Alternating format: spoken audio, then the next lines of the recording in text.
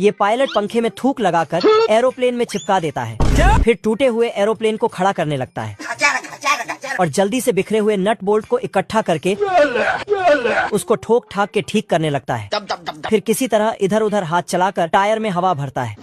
तभी ये एरोप्लेन के पीछे ठोक देता है तो आगे वाला निकल जाता है, मतलब इसका पंखा। मैं तो कुछ और ही समझ रहा था। ये टूटे फूटे एरोप्लेन को ठीक करता उससे पहले ही पैसेंजर आके एरोप्लेन में बैठ जाता है, तो ये जल्दी से एरोप्लेन उड़ाने भागता है।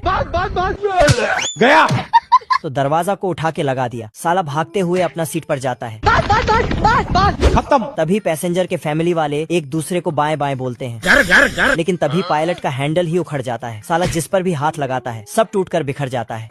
फिर जल्दी से नीचे आके पंखे को उठा के